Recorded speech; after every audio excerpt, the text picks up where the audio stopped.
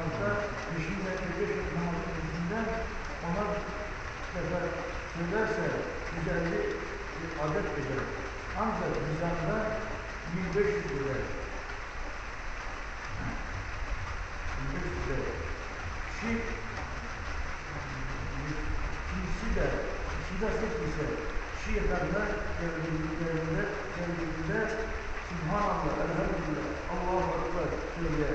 Yani 30'da Subhanallah, 30'da Elhamdülillah, 34'da Allahu Ekber diyer.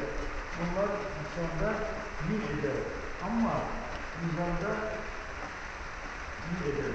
Dolayısıyla her namazdan sonra söylenen tesbih sayıları toplamı 2500 eder.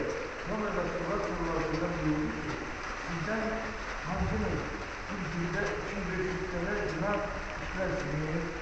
Yani o kadar günah işlemişine rağmen 2500 sevap yazılmaktadır. Abdullah radıyallahu anh, ya Resulullah, bu hasretten amel edenlerin kimselerin sahilerden almıştır deyince Resulullah sallallahu aleyhi ve sellem buyurdu ki, şeytan sizden birinin namaz kılmaktayken gelir ve şunu hatırlar, şunu da hatırlar diye nihayet o kelimeleri aklından geçirir. Diye ona bir hayaller mesul eder. Bir de kişi yatarlar yanına gelleri ve onu ucu.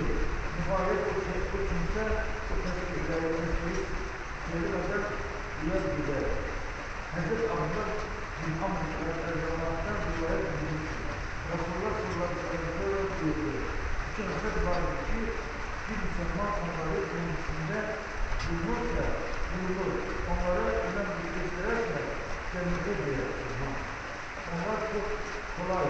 Ancak onlarla amel edenler çok azdır. Birincisi şudur.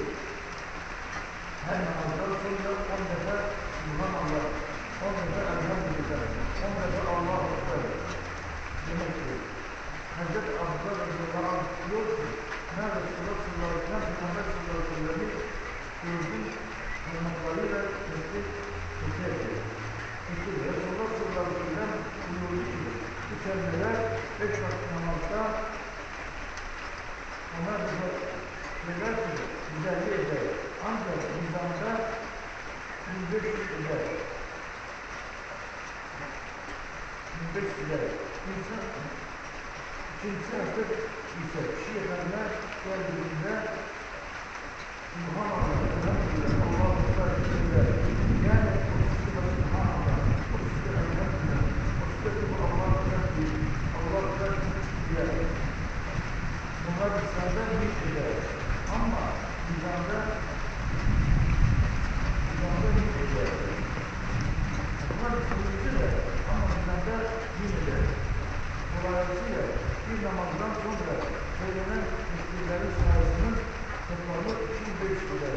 Sonra Resulullah sallallahu aleyhi ve sellem buyurdu ki, sizler hanginiz bir günde 2500 günah işler şeyi, yani o kadar günah işlemişine rağmen 2500 sevap yazılmaktadır. Abdullah radıyallahu anh, ya Resulullah, bu hasretten amel edenlerin kimselerin sahibi neden azdır? Deyince Resulullah sallallahu aleyhi ve sellem buyurdu ki, sebebi şudur. Şeytan sizden birine namaz kılmaktayken gelirler, şunu hatırlar, şunu da hatırlar diye. Nihayet bu kelimeleri aklından geçirmesin diye onu tutup ayaklara mesul eder. Bu da şirk yatanlar gelir. Onu yapmak nihayet o kimse o tesbihleri söylemeden yürüp gider.